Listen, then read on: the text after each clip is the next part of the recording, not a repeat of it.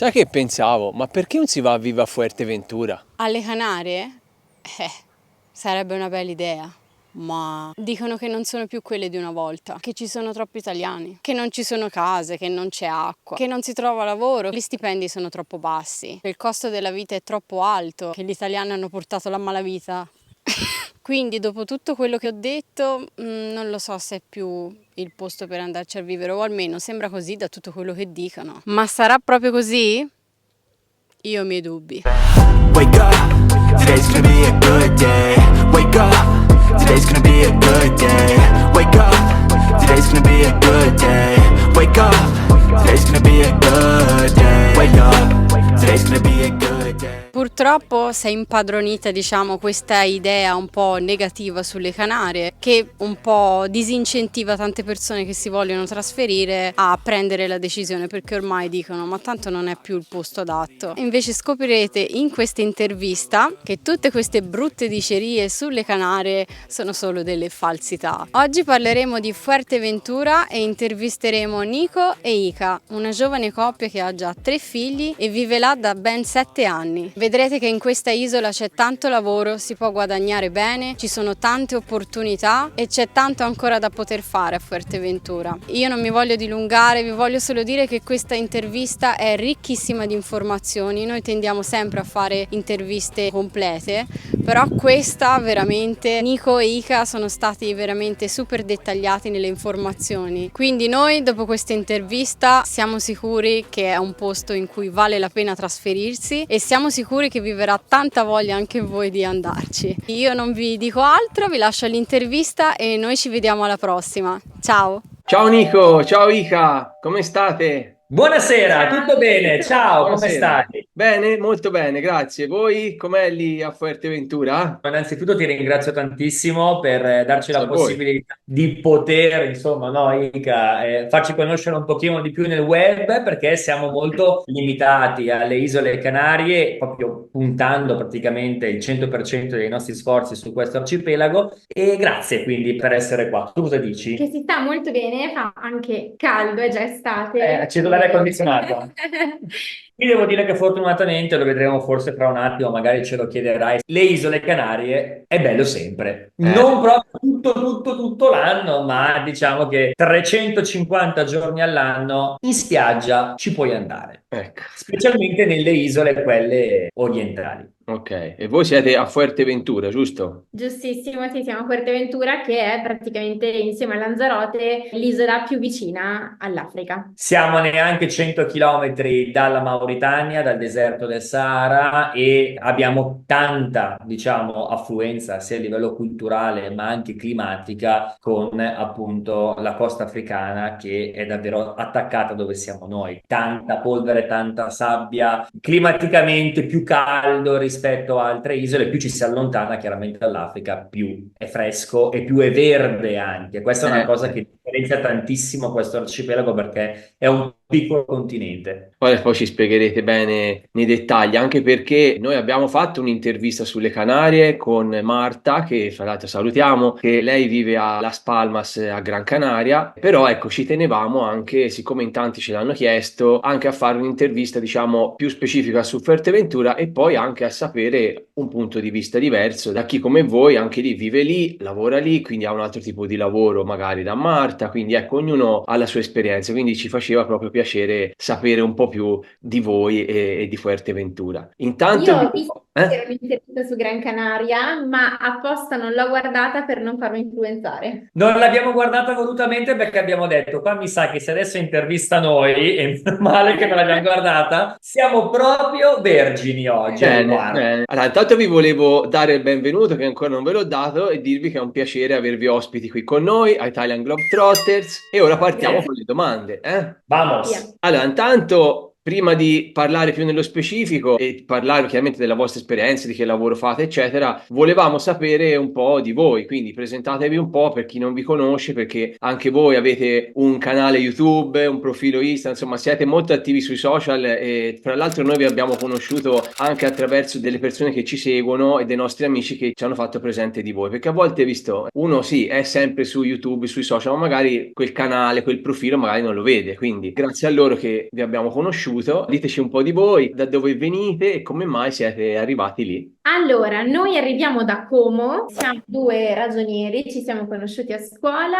e lavoravamo in settori che non c'entravano molto con quello che facciamo oggi. La nostra storia nuova, quindi Nicoica parte 2, è nata con il Covid.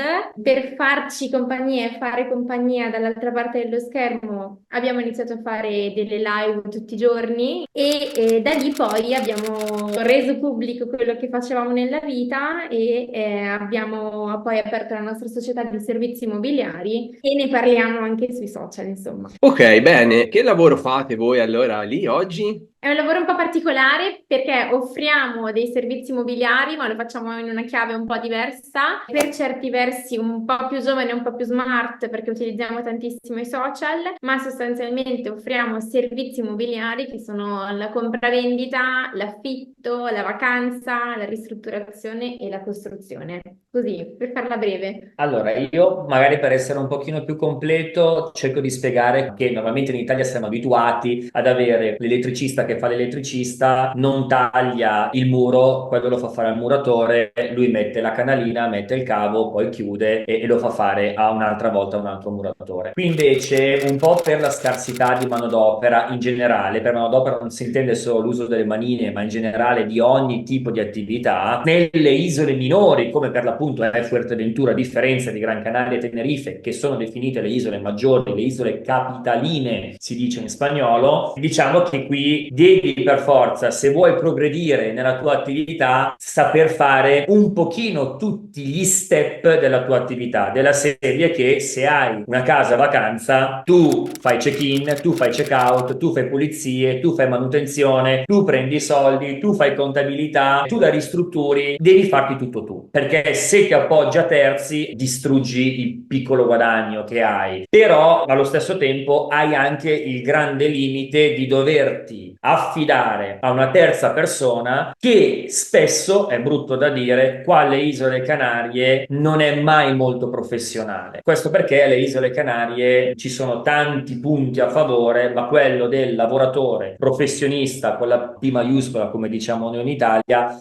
qua ce ne sono davvero pochi. E quindi, dato che è molto facile essere fregati o finire in giri dove alla fine poi la faccia è la tua, perché stai facendo gestire la casa alla persona sbagliata, piuttosto che tante altre situazioni, ti fai tutto tu. E noi abbiamo iniziato un po' in questo modo, acquistando un appartamento 7 anni fa, noi dal 2017 che siamo a Fuerteventura, quindi diciamo tra i primi del pre-Covid, perché poi il Covid ha portato qua un sacco di persone nuove. Quello che abbiamo fatto noi è stato fare un esame interno di quello che era il nostro percorso nel trasferimento dall'Italia a Fuerteventura, cioè non trovare un affitto, non sapevamo come trovare lavoro, come aprire partita IVA, un buon commercialista, il contatto di un avvocato, insomma una serie di situazioni che tutto quello che per noi è stato un problema lo abbiamo utilizzato come arma più o meno vincente, creando noi dei servizi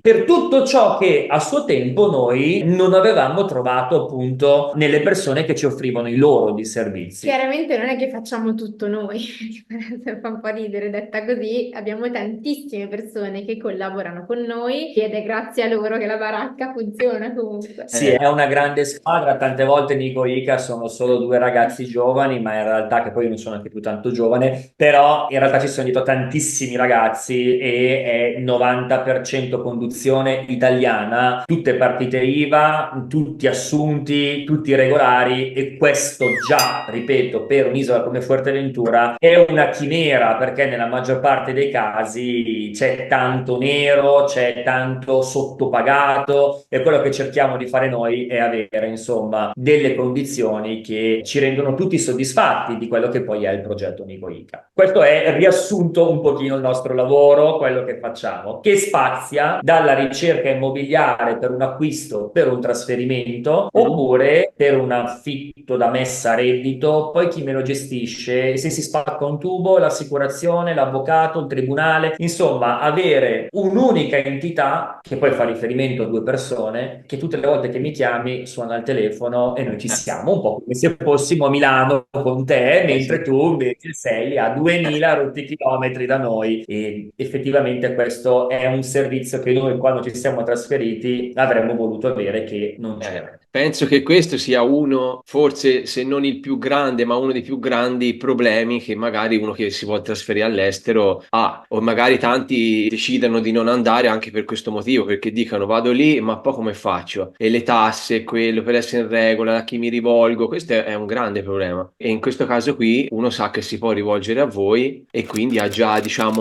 Durante questi anni abbiamo conosciuto tantissime famiglie, tantissime storie, poi diventa veramente un rapporto di affetto perché ognuno entra, ti racconta la sua storia, ti mette, tra virgolette, in mano il proprio futuro e ci sentiamo in dovere di aiutarli. Involontariamente comunque una persona, forse anche davanti a due ragazzi, appunto noi siamo dei genitori, siamo anche dei fratelli, siamo anche dei figli, quindi allo stesso tempo poi da noi in ufficio arrivano i bambini, viene suo papà a salutarci, andiamo fuori a bere un caffè con i clienti, quindi è molto familiare come gestione, è sempre stata così. Figurati che inizialmente abbiamo fatto probabilmente le prime 500 consulenze, comunque appuntamenti di persona in giardino a casa nostra. Fin dove possiamo arrivare arriviamo e poi consigliamo, semplicemente questo. Qui è ancora una cosa che in Italia oramai lo si trova solo nei piccoli paesi, dove ho bisogno di un meccanico, vai da lui, vai da lui, vai da lui, ed è molto bello perché si è creata una comunità nella comunità.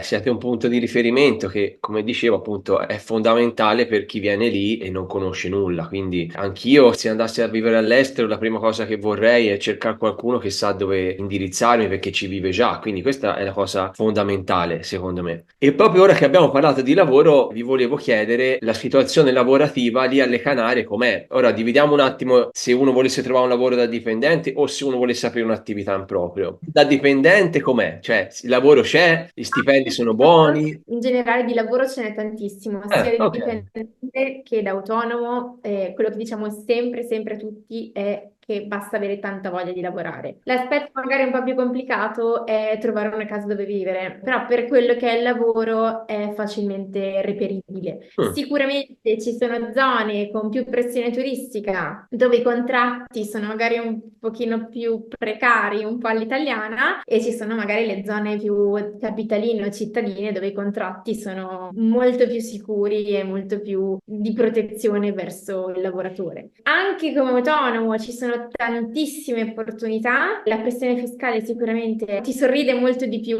ti dà più opportunità di dire ok, mi apro la mia posizione di autonomo, però anche lì il problema rimane sempre un pochino la casa, ecco. Di base, per rispondere alla tua domanda sul lavoro, come dicevo, da dipendente da autonomo, Ica ha detto una grande verità: di lavoro ce n'è tantissimo perché, come ho detto all'inizio del nostro appuntamento di oggi, qua di professionalità difficilmente se ne trova con la P maiuscola. Quindi il nostro rischio qual è? Che si è sempre alla ricerca di personale da includere nell'attività che io voglio aprire, e questi dipendenti tante volte, nonostante dei salari anche buoni, molto buoni devo dire per il tipo di punto di mondo in cui siamo, tante volte ti fanno arrancare il locale, e questo disincentiva tantissima gente. Quindi lavoro sì, tanto, però fatica nella gestione, nonostante, come appunto diceva Ica, una pressione fiscale minima, perché in generale sono basse le tasse, quindi l'italiano quando viene qua è talmente abituato a pagare tanto con una pressione al 60% che qua si ritrova che pagando 20 dice ma perché devo evadere? Pago tutto. E quindi sì, sulla carta tanto lavoro, ma nella pratica, tra la poca voglia di lavorare e tra la poca differenziazione che c'è nei vari ambienti, quindi è quasi tutto turistico, quasi tutto ostelleria si dice qua, quindi ristoranti, bar, tutto quello che è legato al settore dell'alimentazione. Difficile fare scalata sociale, difficile fare scalata lavorativa, meritocrazia praticamente zero. Quindi sì, lavoro c'è, ma è giusto un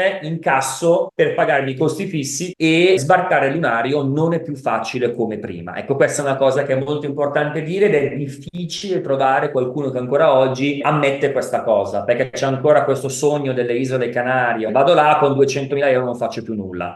Non fatelo più, ecco. La tassazione è sul 20%, avete detto. Diciamo che la deducibilità del costo è molto più alta rispetto a quello che è. In Italia hai la forfettaria, nella forfettaria non scarichi nulla, per esempio, quindi sì, ti senti agevolato a un livello di fiscalità, però non puoi dedurre il costo vero che tu hai sostenuto per creare un reddito, quindi non hai la deduzione. Qui invece riesci a dedurre nonostante hai un'aliquota addirittura più bassa della forfettaria, parliamo della minima. Se fatturi poco o comunque fatturi tanto ma il margine è basso e poco, quello che ti rimane al netto del dedotto di costo fisso, paghi fondamentalmente nulla di tasse, e quindi la maggior parte degli autonomi galleggiano in questo limbo dove dichiaro poco, sto ai bassi, sto ai minimi, non pago nulla, non mettono da parte nulla, ma fanno comunque uno stile di vita più agiato rispetto a quello che potrebbe essere la parità di impegno in Italia. Oppure picchi col lavoro, fatturi di più, hai più accessi a mutui, situazioni simili, finanziamenti, quello che è, però chiaro, lì poi vai a pagare di più. Si può addirittura superare il 35-40%. La tassazione è molto più bassa, ecco, non ti impuntare sul 20%, Ok. però è far capire il concetto che al pari di impegno e al pari di incasso guadagni minimo il doppio di quello che incassi oggi in Italia al netto di tutto.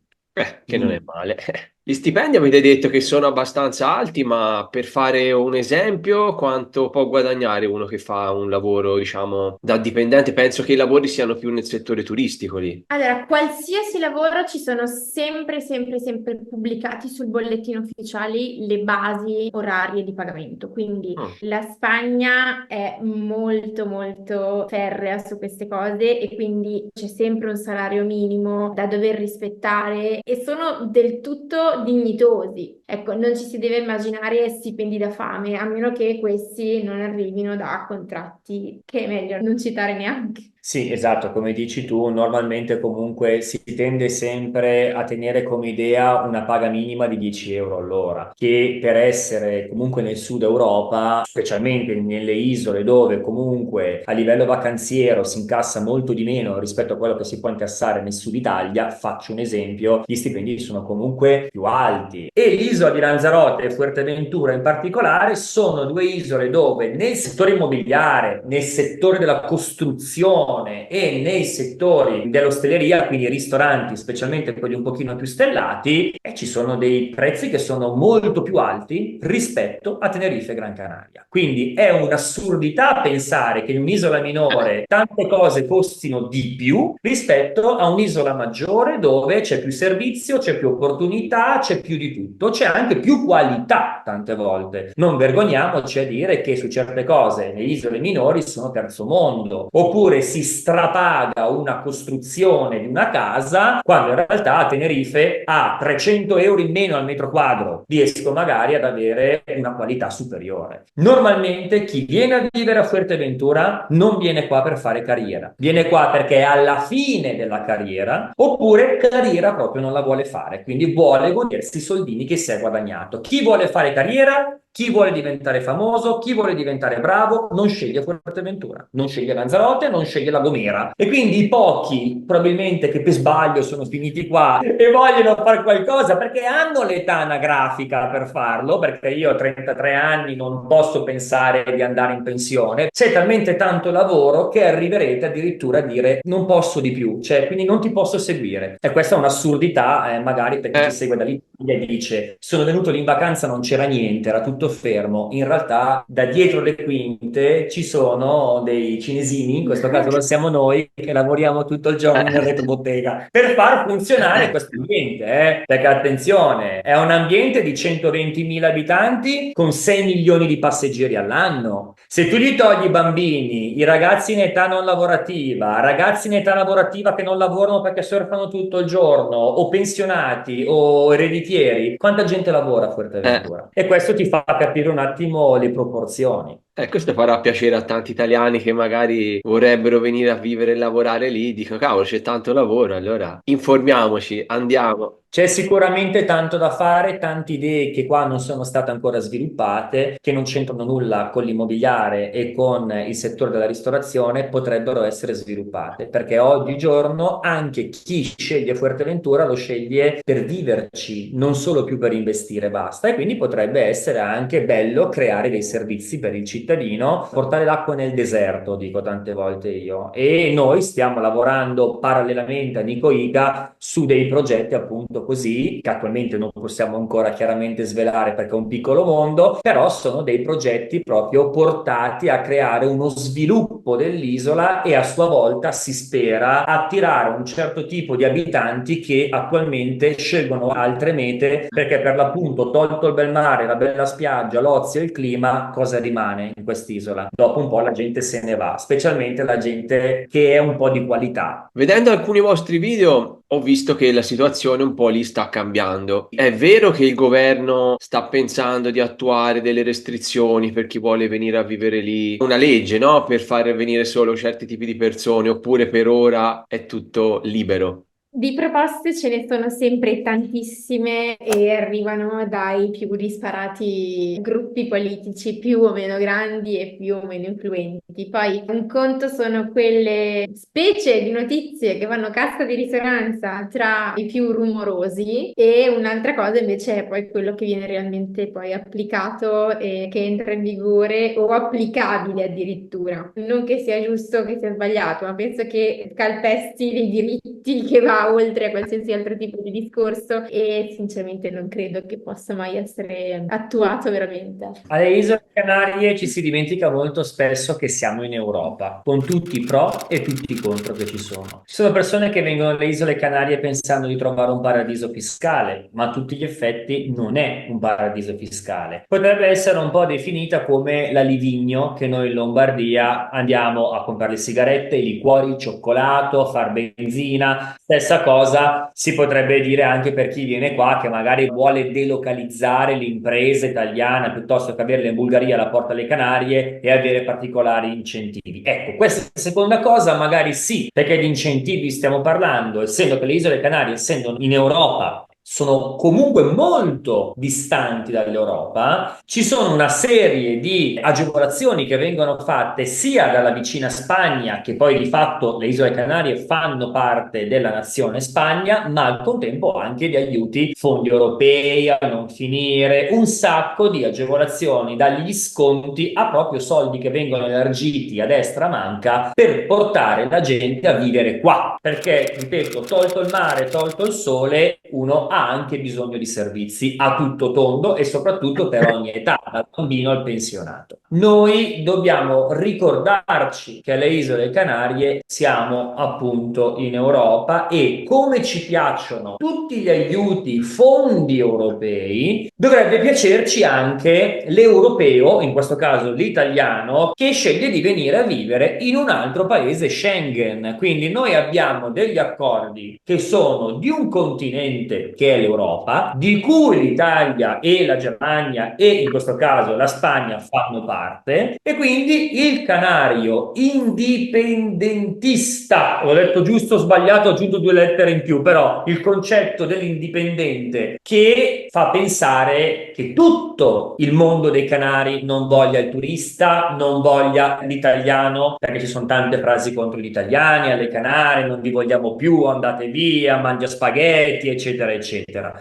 In realtà è, come dice appunto Ica, è quella gente che fa tanta cassa di risonanza con una frase esplosiva, quando in realtà chi sceglie le leggi è esattamente il contrario di queste persone. In questa ultima manifestazione di fine aprile è successa appunto questa cosa, dove si sono creati manifestazioni nelle piazze di persone anche discordanti tra di loro. C'era quello per la poca acqua, quello che non voleva le pale eoliche, quello che non voleva voleva le estrazioni di pietre rare in alcune isole come Fuerteventura, quello che non voleva gli italiani, quello che non voleva i turisti, quello che voleva chiudere gli hotel e quello che era lì per caso. quello che era lì per caso perché si bevevano 2 birre. Quindi è stata una barzelletta in tantissime piazze delle Canarie e questa cosa è finita praticamente in caciara, che ha dato tanto riscontro mediatico perché addirittura è arrivata a scalfire le testate giornalistiche italiane parlando di un arcipelago nel nulla che nessun italiano conosce. Se gli dai una mappa le isole Canarie non le becca nessuno. Allo stesso tempo però si è sfumata in quanto nell'arco di pochi giorni già non se ne parla più, cioè è giusto una cosa che tra di noi diciamo sì, forse dovrebbero mettere delle leggi proibizionistiche, ma attenzione, quando le Canarie usciranno dall'Europa, e non può succedere mai praticamente, probabilmente potrebbe succedere che un italiano sarà limitato nella scelta di trasferimento, ma fino a prova contraria siete completamente liberi come cittadini Schengen di poter viaggiare in tutti i paesi UE in completa libertà. Quindi non ci sarà nessun problema nel venire qua, delle documentazione, faranno un pochino di freno che sembra involontario, che sembra un caso, non è mai un caso. La burocrazia è molto lenta nei confronti dello straniero europeo che vuole trasferirsi qua, che ha tutto il diritto di avere un NIE, il numero identificativo dello straniero è un documento da 9,74 €, si fa in ogni questura della Polizia Nazionale di Spagna e vale per tutto il territorio nazionale. È un diritto averlo, non c'è bisogno di nessun mediatore che te lo faccia, puoi farlo tu, non serve un posto di lavoro, non serve un affitto, non serve niente, vieni in vacanza e lo richiedi.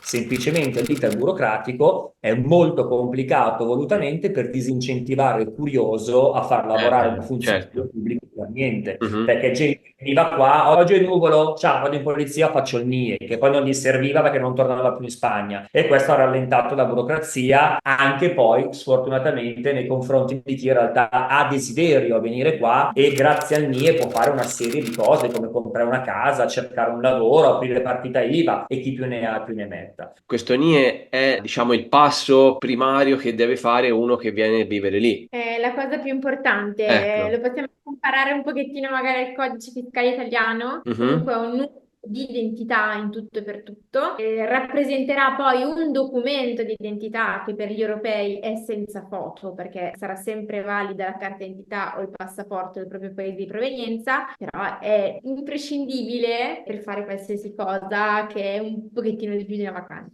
E ora vi volevo chiedere, visto che si è parlato del lavoro, quindi dei guadagni, tassazione, il costo della vita com'è? Perché poi alla fine uno guadagna, ma tutto si rapporta a quanto costa vivere lì.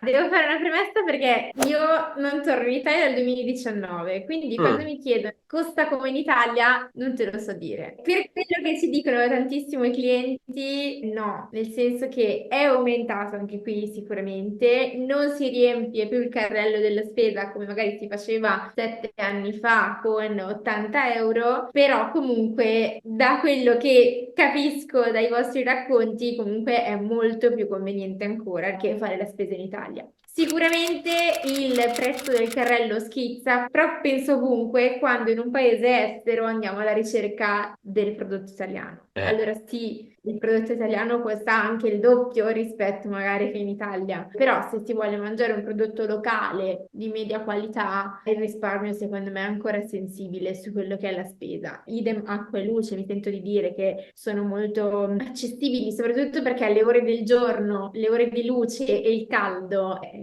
importantissimo, soprattutto per quella che è l'elettricità. Non abbiamo il gas e perciò secondo me, nonostante sia sicuramente aumentato il costo della vita, è ancora più conveniente rispetto all'Italia. Sì, poi comunque noi venivamo dal nord Italia, io sono tornato l'anno scorso in Italia, era anche per me 3 anni che non tornavo in Italia, nonostante abbiamo ancora dei parenti, degli amici in Italia, che ormai vengono loro qua da noi e non è più il contrario, perché ormai non abbiamo più tutti questi affetti che avevamo una volta. E devo dire che appunto, come ha detto poc'anzi Ica, confermo che alcune cose sono chiaramente più care. A Fuerteventura 6-7 anni fa non c'era prodotto italiano, era impossibile trovare del parmigiano reggiano grattugiato, era impossibile trovare una mozzarella italiana, e non sto parlando di nulla di bufala, è una mozzarella semplicissima. Normale. Oggi si trova tutto e paradossalmente mangiamo una burrata, una stracciatella dalla Puglia, oggi a Fuerteventura, che magari è stata fatta neanche 72 ore fa in Puglia. Questo fa capire che oramai si riesce a trovare tutto, anche in queste isole minori. Anche il supermercato di qua, che è l'Iperdino, quindi è proprio una catena delle isole Canarie, vende prodotti italiani. Quindi dalle marche più blasonate come la Galbani a anche cose un pochino più tititine, che magari sono campane piuttosto che abruzzesi. Si riesce a trovare proprio del prodotto che fai fatica magari a trovare nel classico Esselunga di Bergamo, dico. L'italiano mi cerca la pasta Barilla, ma oramai c'è tutto: Barilla, De Cecco, Molisana,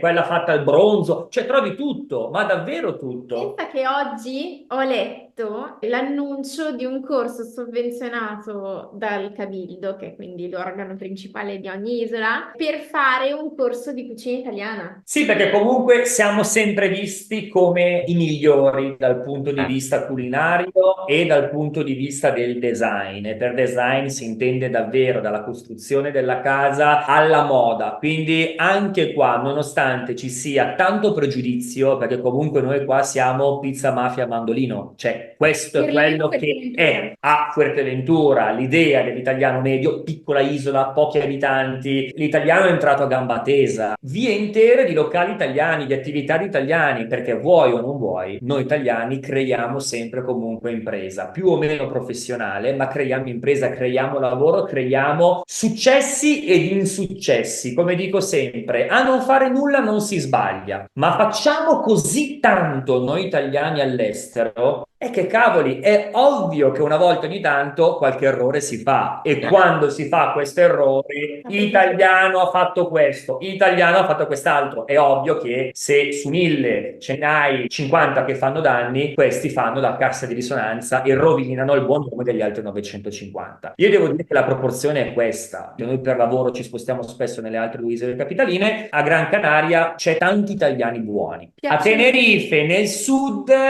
già trovi una realtà che tanti milioni di euro che girano, ville da diversi milioni di euro, locali che fatturano diversi milioni di euro. Più vai su di livello, più trovi anche persone un pochino più fastidiose e pericolose. Mettiamole in questo modo. In isole minori come le nostre è tutto molto più, ripeto, familiare, alla portata di tutti, ed è un ambiente molto più semplice, e anche per questo tante persone si fermano a questo e dicono no, non va bene per me quest'isola. Molta attenzione nelle isole minori, fare il salto così, cioè se venite con un pensionato con particolari patologie, venite con un bambino che deve andare in età scolare e tutto, potrebbe essere limitante. E una volta che avete messo i vostri soldi qua, non è così facile riprendere, rifare le valigie e andare altrove, perché tante volte non è la paura, ma manca la voglia di fare un altro trasloco, perché qua si parla davvero di dimenticare tutto quello che era l'Italia, la vecchia vita, e venire qua. Sono talmente tanti chilometri, ma talmente tanti chilometri, che cambia tutta la vita quando vieni qui. Una volta che vieni qui, vivere il fallimento lo vivi davvero male. Dici, ho scelto l'isola sbagliata, la vita sbagliata, vabbè dai, tengo botta e rimango. E c'è gente che rimane qua anni e anni e anni, che non è il posto per lei. Una delle nostre missioni principali è disincentivare, è brutto da dire, a monte la gente a fare un investimento che non dovrebbe fare, o addirittura venire qua a vivere quando non è l'isola che fa per lei. E quindi inizialmente siamo passati anche un po' per quelli che ma perché fai così? Perché parli mai dell'isola? Ah, tu ci sei arrivato e non vai a far arrivare noi. No, lo faccio contro il mio interesse, perché io guadagno se ti trasferisco, guadagno se ti do un affitto, guadagno se ti vendo una casa. Ma non è importante la quantità, è importante la qualità, perché se io porto qua una persona scontenta, questa persona rovina il nome dell'isola, rovina il nome della mia impresa, e se ne torna in Italia dicendo che questo è un postaccio, quando non è un postaccio, semplicemente non è il paradiso che la maggior parte delle persone vendono. Visto che voi siete esperti appunto del settore immobiliare, che è una cosa che può interessare a tanti, quanto costano lì gli affitti o se uno volesse comprare una casa all'incirca? Su che prezzi siamo? Sicuramente fino a qualche anno fa era tutta un'altra storia, quindi io penso che l'idea dell'investimento, comunque dell'affitto alle Canarie, che è rimasta a voi in Italia, sia quella di un porto ultra economico con cui 50.000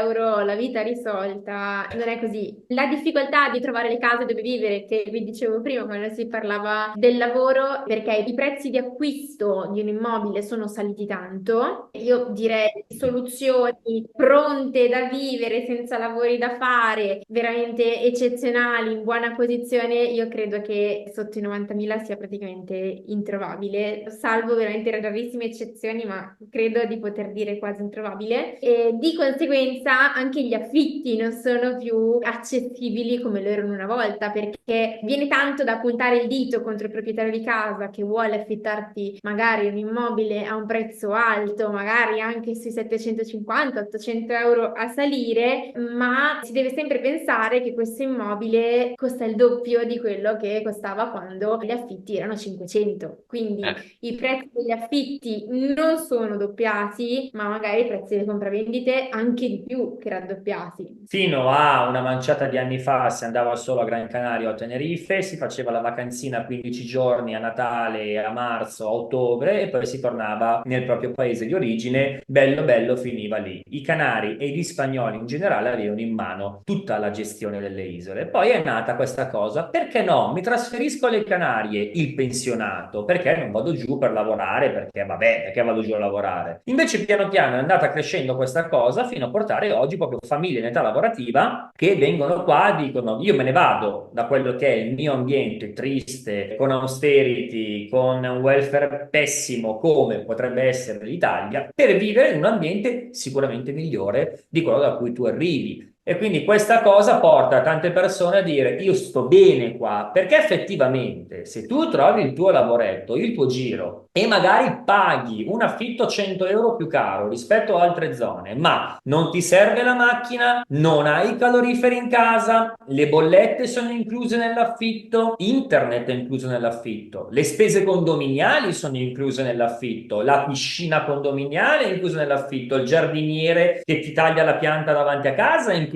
nell'affitto, l'entrare con il codicino e avere l'asciura delle pulizie che ti lava tutti i giorni le scale è incluso nella tua quota d'affitto. Quindi tu dici ok, pago 750, 800, a Tenerife superi anche 1.000 euro al mese, nel municipio di Arona, Las Americas, Costa Deje, stiamo parlando di zone dove ci sono ville da 4-5 milioni di euro. È chiaro che se io voglio vivere lì e voglio andare al mattino a bermi il cappuccino mentre mi guardo la vetrina che vende una borsa di Hermès da 30.000 euro, probabilmente devo essere anche disposto a pagare un affitto un pochino più caro. Noi abbiamo una serie di situazioni che alzano gli affitti perché c'è una domanda immensa, un'offerta scarsa e tutti vogliono stare tutti in quella zona di ogni isola, perché dove c'è il servizio e dove c'è il lavoro sotto casa, il bar sotto casa, l'amica sotto casa, e si creano questi quartieri, perché stiamo parlando di quartiere, in cui noi abbiamo tutto nell'arco di 2, massimo 3 km quadrati. E tornando al discorso radice tuo, ma la vita costa di meno, le case costano di meno, le case costano di meno rispetto a Tenerife e Gran Canaria, costano di meno perché incassi di meno, perché le devi affittare a prezzi più bassi, sia affitto a lungo termine che affitto a vacanza, ma la vita costa di più. C'è un paradosso questo: se vuoi comprare un entry level, sì, lo compri qua a 100.000, a Gran Canaria non compri un cavolo. Qui invece già puoi trovare un bel appartamento da 2 stanze da letto di recente costruzione nella capitale, magari se riesci a bypassare certe agenzie riesci magari a avere dei prezzi anche più bassi, perché c'è l'agenzia per il turista e c'è l'agenzia per il residente. Però se vuoi venire a vivere e pagare di meno il servizio, la spesa, la corrente, l'acqua, il trasporto pubblico, la benzina che costa di meno nelle isole capitaline, a numeri, tolto l'affitto, se c'è la casa pagata, dico, costa di meno vivere in Playa de las Americas, che è a Tenerife, piuttosto che vivere a Coralejo, a Fuerteventura, oggi. Perché se vado a fare la spesa, ho gli stessi vizi, ho gli stessi modi di vivere, mi costa di meno stare là. Per l'affitto non parliamone perché è molto più caro di là, però il concetto di vita è più economico di là e la gente, specialmente quelli che hanno meno potere economico, scelgono di vivere in queste isole minori perché sembra più economico, da idealista guardando il costo delle case sembra più economico, poi vieni qui ed è più caro. Perché è più caro? Perché c'è un trasporto in più che deve essere fatto da Tenerife o da Gran Canaria per portare qua la merce. certo. Ne arriva di meno, la più vecchia e soprattutto c'è un intermediario in più che acquista questa merce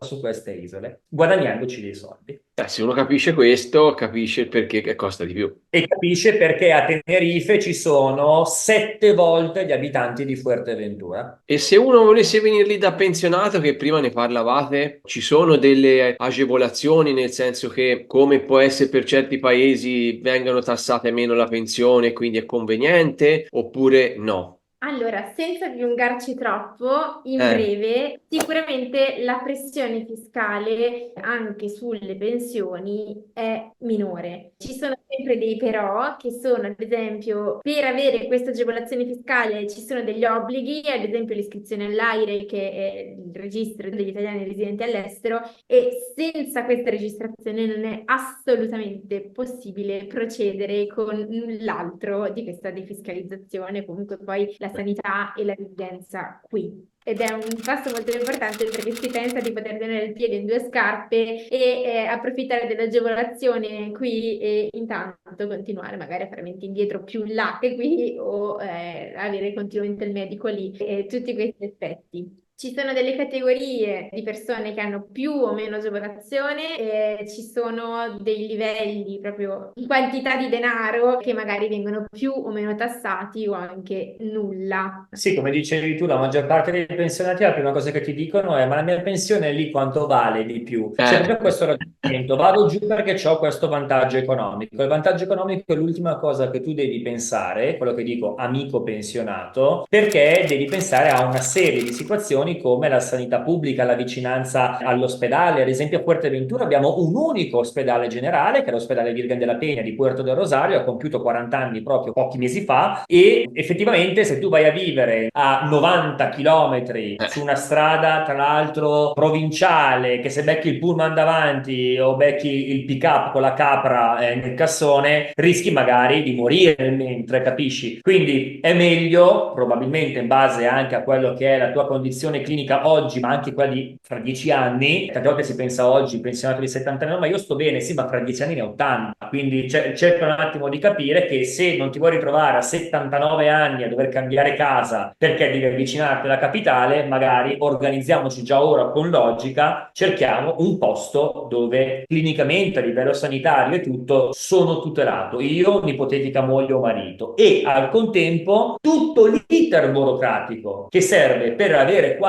la pensione e la sanità pubblica, e un dottore, quindi un medico de cabecera, il medico di famiglia, che chiaramente parlerà solo spagnolo. Quindi l'ultimo dei vostri pensieri è: quanto sarà rivalutata la mia pensione? Il primo vostro pensiero deve essere: io devo sapere 4 parole di spagnolo.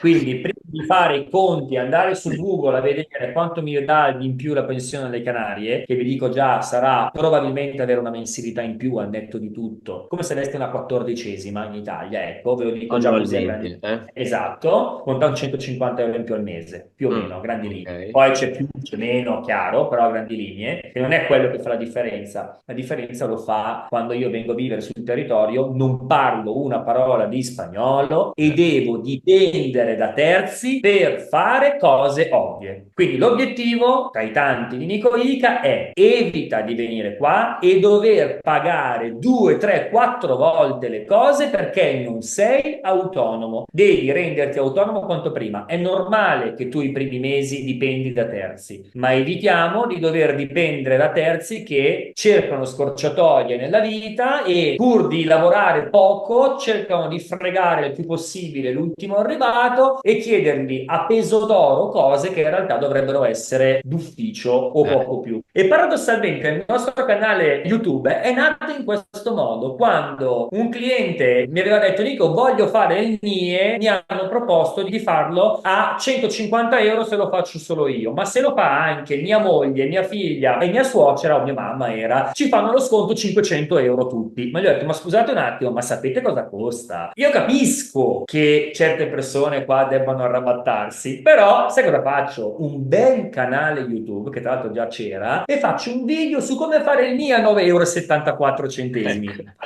Visto che proprio avete parlato del canale YouTube, è il momento giusto anche per ridire un po', ecco, il nome del canale, almeno se qualcuno vuole chiedervi qualcosa. Allora, sì, su tutti i social, quindi YouTube, Instagram, Facebook, siamo Nico Ica FTV di Ecco. Fuerteventura.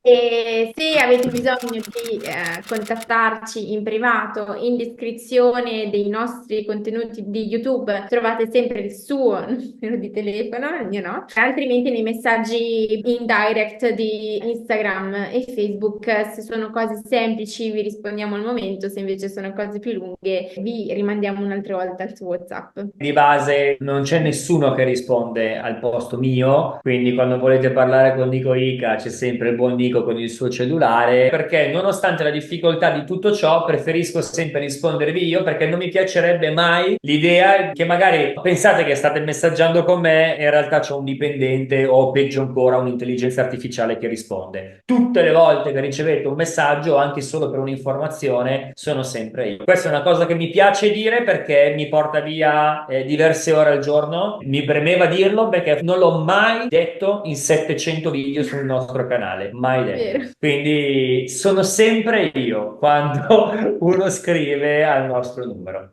Detto tutto questo, ora vi volevo chiedere del clima, perché avete già detto un po' all'inizio che è sempre bello, eccetera, eccetera, però sappiamo anche, come avete detto anche voi, che in varie isole il clima è diverso. Poi anch'io ho letto che su Fuerteventura ci sono dei problemi a livello di acqua, non so se è vero. Ecco, quindi parliamo un attimo del clima e così voi vi collegate poi anche a questo discorso qua. Allora, per fare una visione generale, definirei le stagioni 3 e non 4, primavera, estate, autunno, l'inverno lo toglierei dal conteggio e ricomincerei direttamente con la primavera. Secondo me è una cosa onesta definirla così. Una volta era l'eterna primavera, adesso no, ci sono dei mesi in cui si boccheggia e fa molto caldo, è sicuramente estate, però ecco, non c'è l'inverno rigido, duro, le temperature non scendono, perlomeno a Fuerteventura, in tutta Fuerteventura, oserei dire mai sotto i 10 gradi. Ci sono delle zone, magari su Tenerife, Gran Canaria, con le montagne, la neve, eccetera, ma anche lì nelle zone comunque più abitate, dai, primavera, autunno, ma inverno no. I problemi delle isole minori come Fuerteventura, ad esempio, sicuramente sono quelli di non avere acqua, non abbiamo acqua sorgiva, abbiamo pochissima acqua piovana, piove veramente poco e quindi è tutta acqua dissalata. Non che sulle isole maggiori in realtà vada molto meglio perché l'acqua sorgiva che hanno è acqua che viene imbottigliata per bere, quindi comunque i dissalatori ci sono anche lì, l'acqua che passa nei tubi è comunque da dissalatore, però va sicuramente molto meglio loro.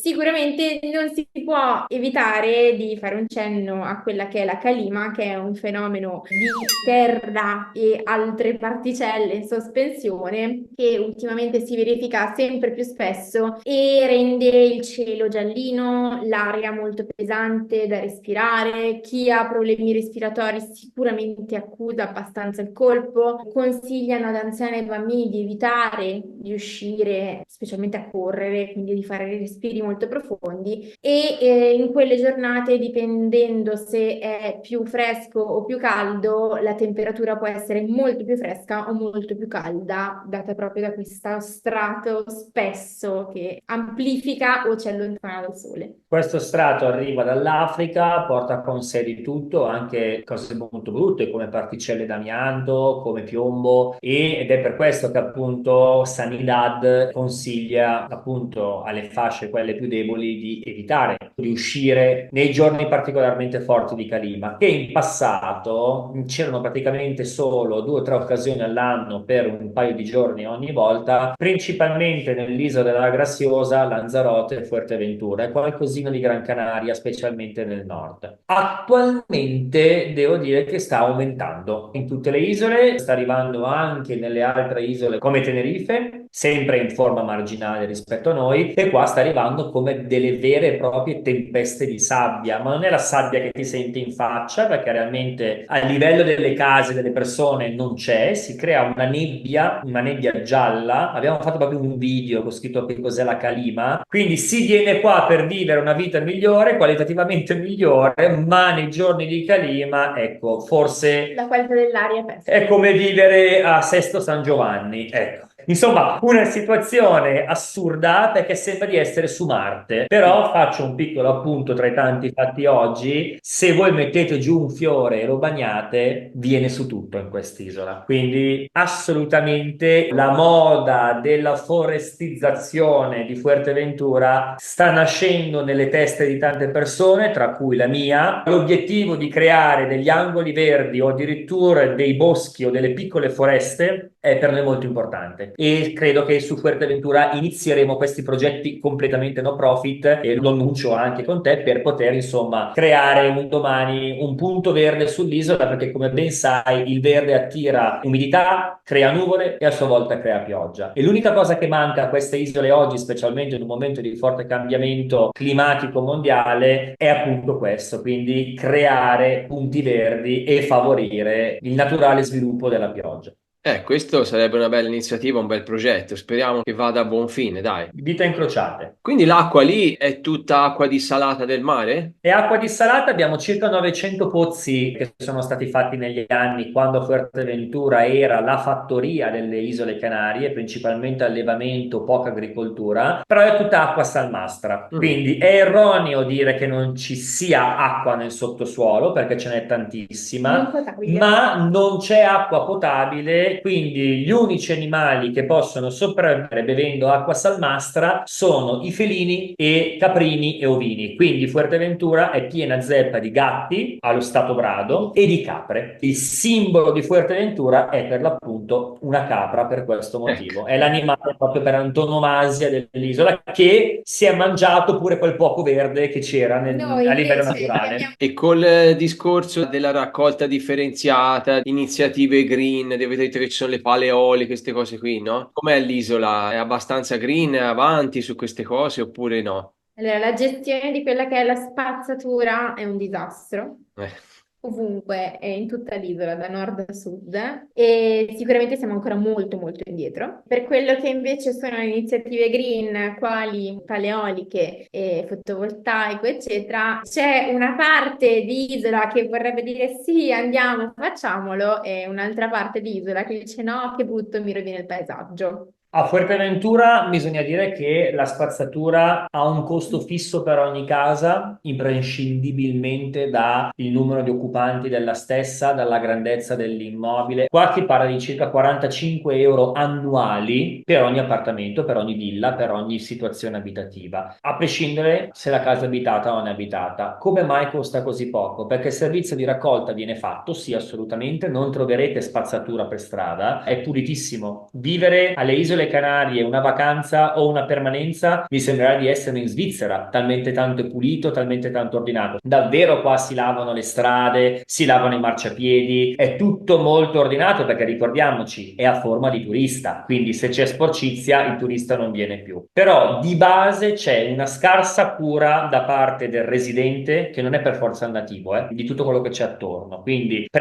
stacca un bidet, invece di portarlo in discarica lo porta lì nel cassonetto, lo lascia lì. Non c'è la raccolta porta a porta della spazzatura, ci sono ancora i cassonetti, la campana nel vetro. Esatto, c'è la campana nel vetro, la carta e la latta assieme. Poi alcuni comuni invece fanno l'umido, alcuni comuni non lo fanno ancora, cambiano da comune a comune nonostante sia nella stessa E isola. poi non c'è controllo. Non c'è controllo, non ci sono telecamere, non c'è nulla, è molto molto molto più libera l'idea di vita alle Canarie rispetto all'Italia, che c'è una telecamera per ogni cosa. Stanno nascendo ora all'entrata dei comuni droni, le telecamere, tutto, e realmente uno ha ancora, tra virgolette, la libertà di poter fare il monello perché non c'è nessuno che lo controlla, non c'è nessuno che lo multa. Spesso lo vediamo con le feci dei cani, cani lasciati liberi la sera alle 10 che è buio, prendo il cane, apro il cancelletto e lo faccio andare. Chi se ne frega, tanto domani o dopodomani arriverà il dipendente comunale con la spazzola che tira su. In tante zone proprio collettivamente non c'è tanto questa cosa della cura né della propria casa, né del proprio spazio privato, né di quello che è la zona pubblica. Quindi cosa ci sono? Tante, non tantissime, ce ne vorrebbero di più, però tante organizzazioni no profit che si organizzano principalmente con stranieri, con un pick-up o con un fuoristrada o un carrello, vanno a raccogliere anche tutto quello che il mare porta sulle coste. Non dimentichiamoci che Fuerteventura ha più di 300 km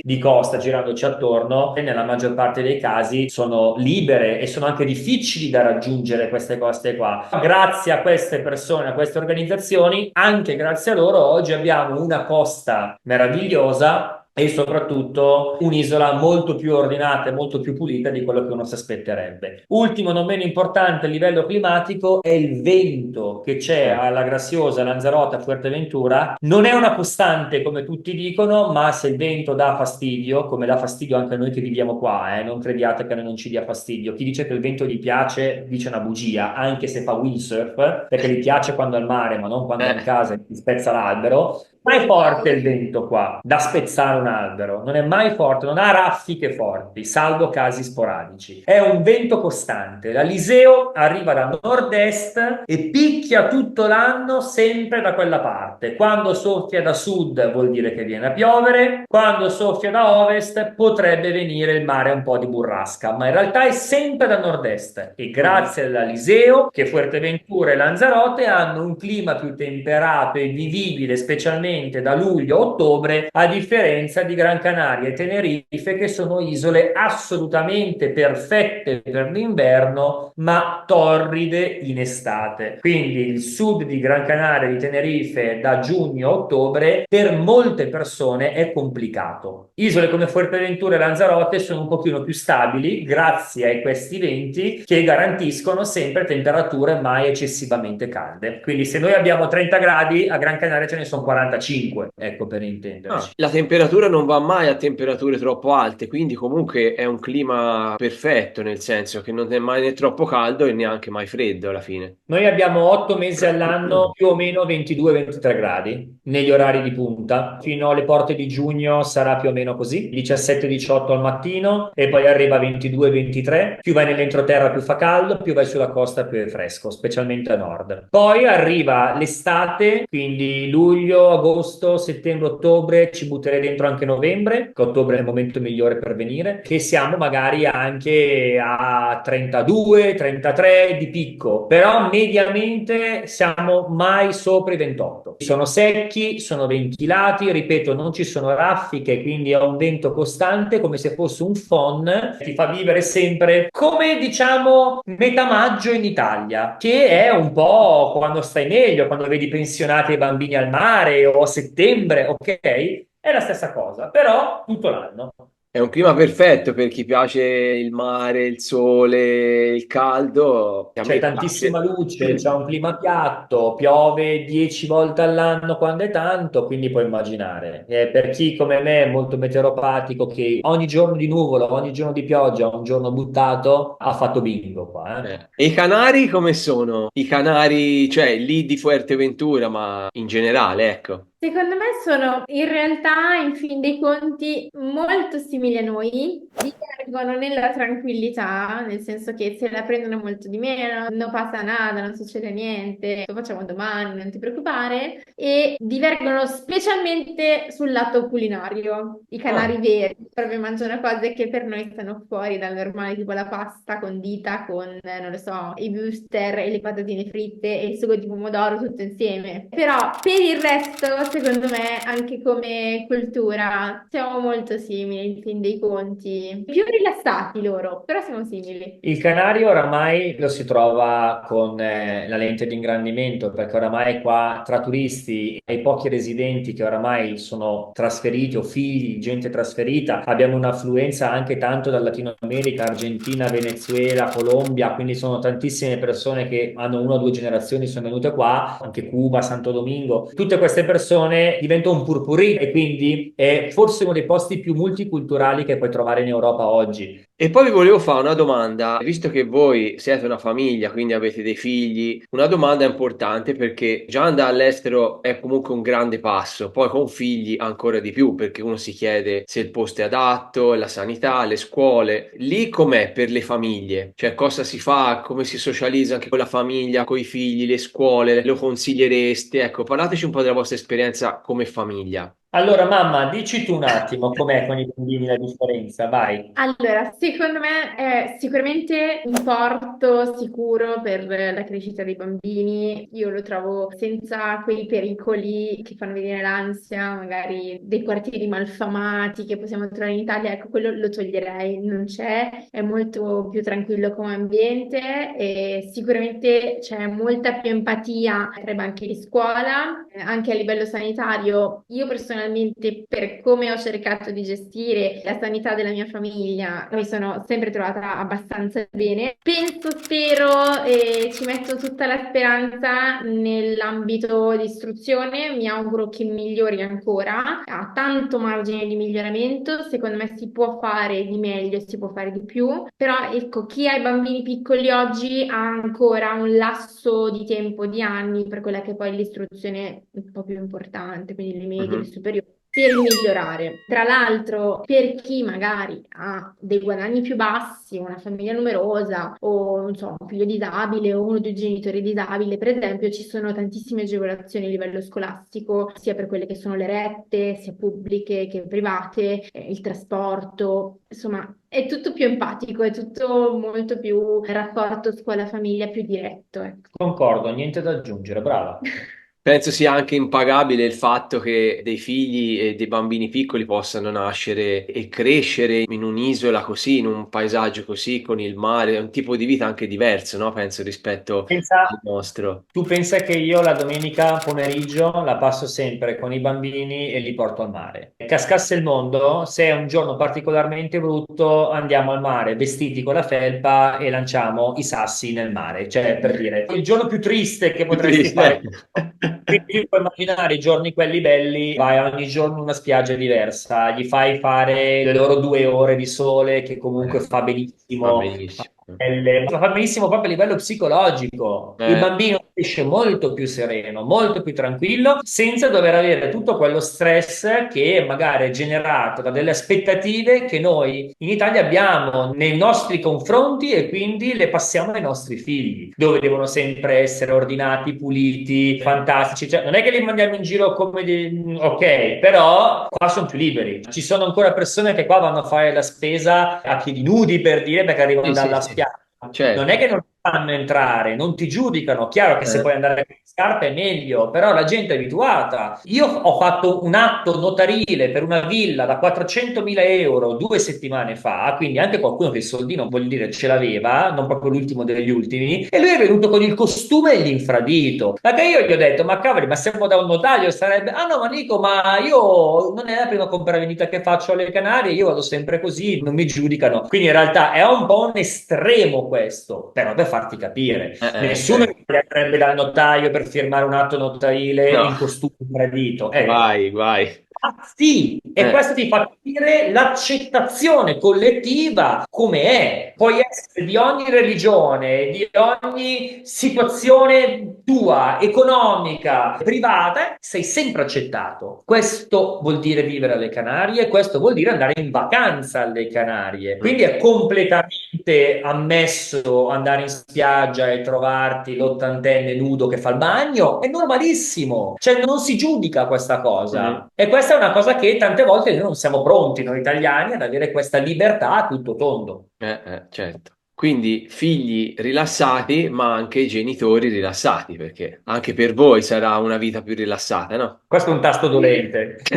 No, ci veniamo a ridere perché in realtà noi veniamo sempre visti come degli alieni perché lavoriamo veramente tanto, troppo, più di tutti quelli che conosciamo forse. Però sì, i nostri amici sono più rilassati. Noi lavoriamo di più perché è stata una colpa nostra accettare questo fiume senza creare una diga a monte. Non ci aspettavamo questa risposta mediatica, non ci aspettavamo di lavorare così tanto e di avere così tante persone squisite che ti danno in mano la loro vita. A livello economico, tra virgolette, ci siamo sistemati già molto tempo fa, quindi non è una questione economica, non lo fai per questo motivo, lo fai proprio per una questione di orgoglio. L'orgoglio è una parola tutta italiana che tanti paesi, tante società non conoscono e noi ci sentiamo un po' questa funzione dove se hai bisogno di me io ci sono. E il problema è che nel bene tante persone ti riempiono tanto e quindi devi davvero spegnere il telefono per prenderti un momento per te. Abbiamo 3 bambini, per noi sono la priorità totale e quindi ci riusciamo a ritagliare anche infrasettimanalmente, oltre al weekend che spegniamo il telefono, lavorano solo i nostri ragazzi per i nostri clienti, ma noi non lavoriamo più salvo le live la domenica. Ci siamo resi conto con la nascita dei nostri bambini che non c'eravamo solo io e lei e non c'era solo il lavoro. Io ci ho impiegato qualche figlio per capirlo, lei l'ha capito al primo, che insomma le cose importanti nella vita sono la felicità, la salute proprio a livello familiare, perché se a casa stiamo tutti bene, stiamo bene, se ci amiamo, riusciamo ad avere anche poi la forza per poter lavorare assieme, perché portare assieme la famiglia, il lavoro, sempre io e lei, 24 ore su 24 assieme, con tutto quello che succede, sia un lavoro che ti scoppia tra le mani, perché qua c'è stato un lavoro che si è decuplicato nell'arco di pochi mesi, a 3 bambini che sono nati nell'arco di 4 anni, quindi uno dietro l'altro. E è stato davvero una messa a prova difficile per la nostra coppia e poi avere anche la nostra vita privata a casa che dall'oggi a domani è stata bombardata di un sacco di persone che sono entrate nella nostra vita. Non è che siamo un'entità soprannaturale e quindi tutto quello che dico io, cioè stanno male solo gli altri, no, sto male anche io, c'ho i miei problemi anche io, tutto proiettato in una piccola isola dove tutti, bene o male, quando sono qua in vacanza cercano di avere un contatto con te anche solo di pochi minuti. Poi immaginare che nell'arco di 365 giorni all'anno non è mai un momento per te. Quindi abbiamo detto ritagliamoci un momento per noi e grazie a questa isola che ci permette 350 giorni all'anno di sole, noi possiamo un martedì qualunque prendere un volo al mattino alle 9:30 dopo aver portato i bambini a scuola e decidere di andarci a fare una giornata o un massaggio, una terapia di qualcosa di bello per noi a Tenerife o a Gran Canaria, però prenderci un momento per noi, anche semplicemente andare in una spiaggetta non turistica dove nessuno ci riconosce e passare Sì. 2 ore.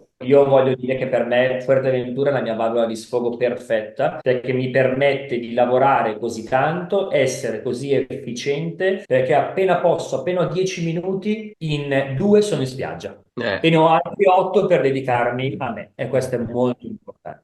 Sì, quei piccoli momenti che fanno la differenza. Davvero, non serve una vacanza di una settimana per stare bene, basta No. davvero ogni tanto staccare 2 o 3 ore e avere il Mhm. tempo per te. Certo, per ricaricarsi. Che a volte e sono proprio in quei momenti lì in cui ti svaghi che ti vengano le meglio idee e le soluzioni a tante cose che magari non sai da che parte rifarti, no? Esatto. Allora, ora abbiamo parlato un po' di quasi tutto alla fine, ma volevo, ecco, parlare brevemente della sicurezza. Ho capito che è un paese sicuro e della sanità, che comunque sono cose di cui si parlerà brevemente, ma che sono molto importanti per uno che si trasferisce all'estero. Allora, l'aspetto sicurezza, perlomeno noi veniamo da Como, è 1000 volte più sicuro. Sì, c'è magari qualche furtarello da spiaggia della serie, non so, lasciare il portafoglio in macchina e ti rompono il finestrino nelle spiagge più frequentate. Però Mhm. ecco, non si ha quel timore del ladro che ti rientra dalla finestra di notte mentre dormi e ti svaligia a casa. Quello no, succede in Italia, io qui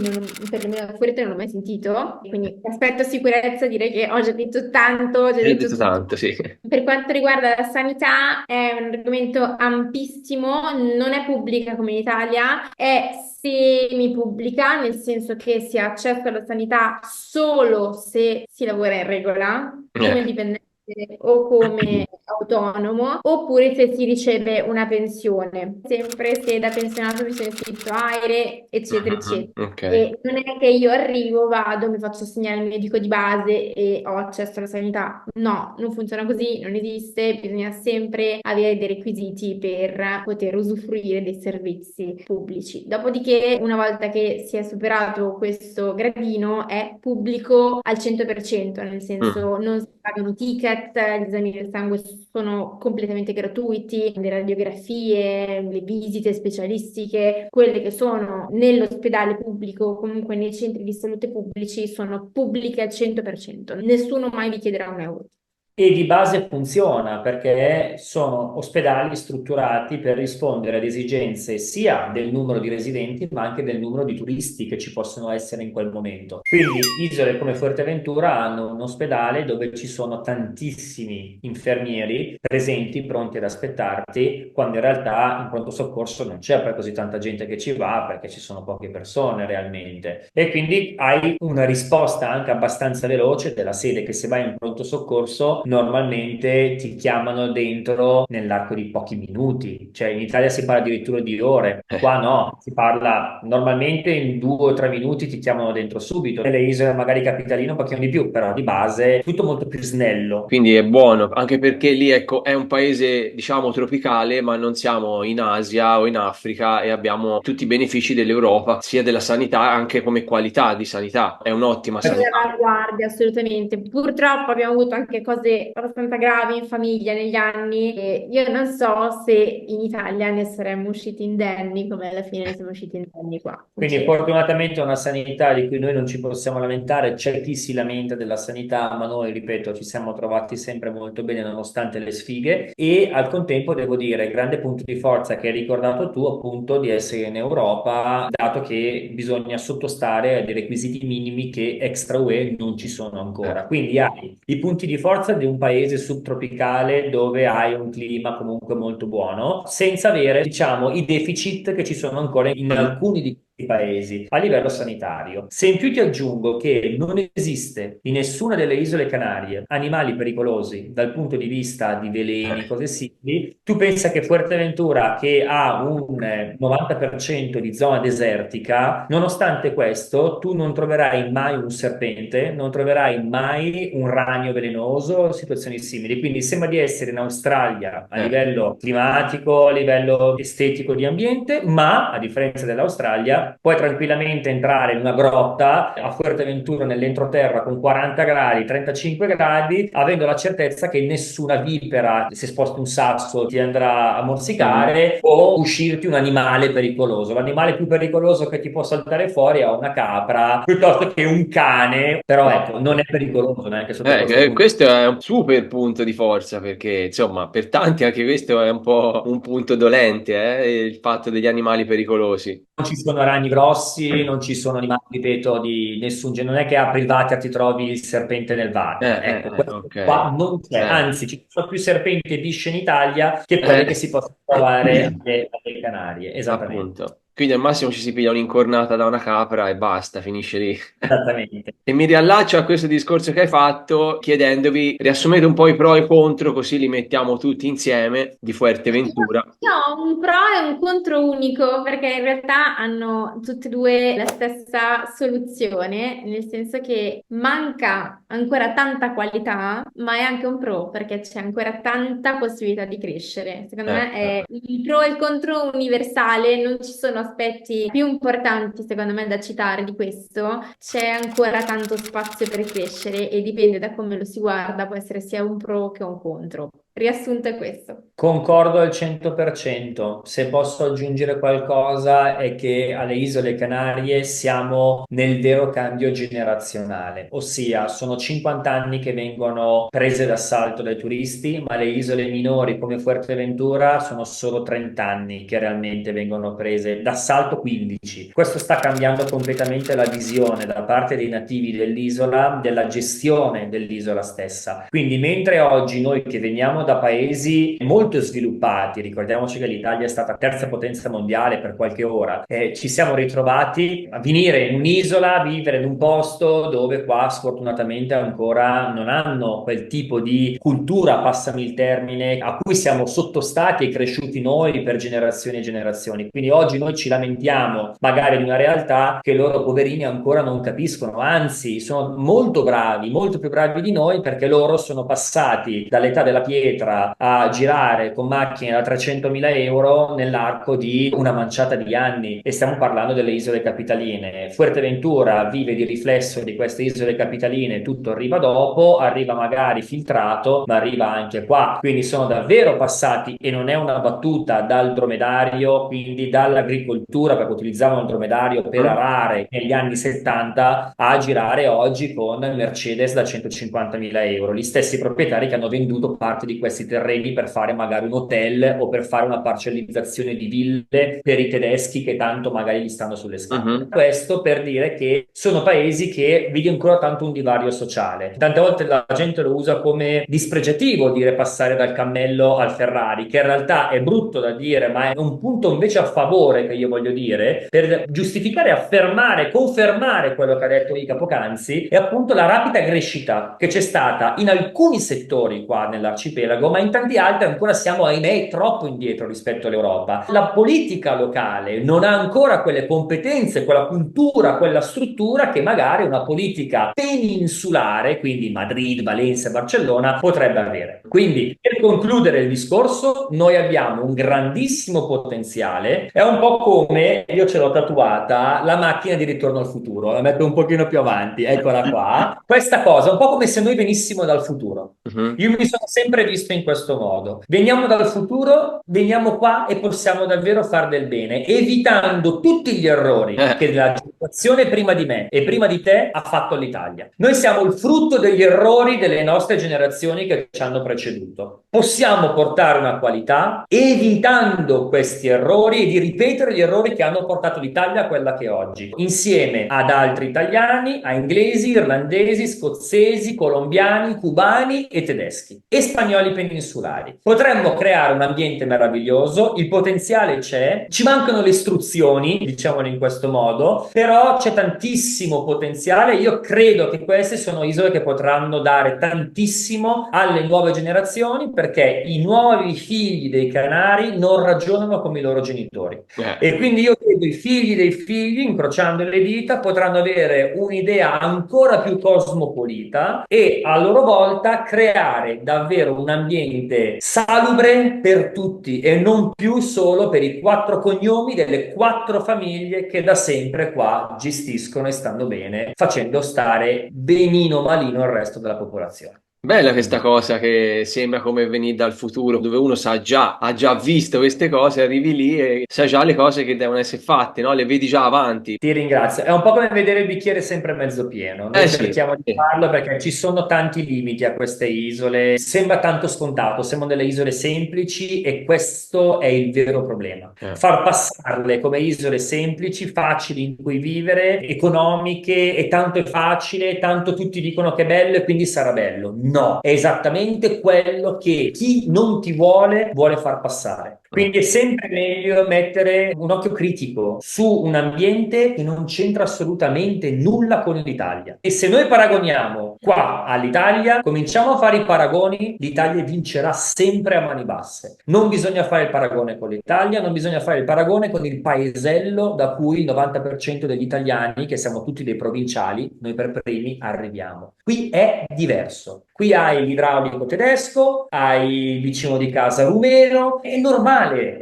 che tuo figlio parli 4-5 lingue e questa cosa qui non la puoi spiegare se non vieni qua. E se vieni qua con una famiglia che include bambini, include anziani, devi essere più aperto ancora di più della cocchiettina di trentenni che viene qua e cerca un lavoretto e si arrabatta per qualche anno e poi se va bene bene, se va male pace. Sì, è sempre come dicevi te, bicchiere mezzo vuoto, mezzo pieno, come diceva anche Ica, o uno se è positivo ottimista dice qui ci si può fare tanto, se uno invece è pessimista dice non c'è niente, che faccio? Bisogna essere propositivi qua. perché sì. queste isole qua, specialmente le minori, ti mangiano la testa. Se non hai davvero uno scopo nella vita e non stai bene con il tuo partner, se hai un partner, ogni piccolo difetto viene amplificato. Qui c'è tanto tempo per stare assieme, tanto tempo per pensare e tanto tempo anche per fare dei danni. Danni nelle relazioni, danni nel lavoro, danni in generale. E quindi è un pro e un contro e bisogna essere mentalmente preparati a vivere su un'isola quando non nasciamo in un'isola e non siamo pronti tante volte a fare questo stile di vita brado, nonostante ne siamo attratti dall'Italia, eh? Bene ragazzi, io penso di avervi detto tutto, abbiamo fatto una super intervista che insomma chi è interessato a Fuerteventura alle Canarie avrà motivo e avrà informazioni su cui studiare e prendere spunto. Se poi volete saperne di più, seguite questi ragazzi Nico Ica su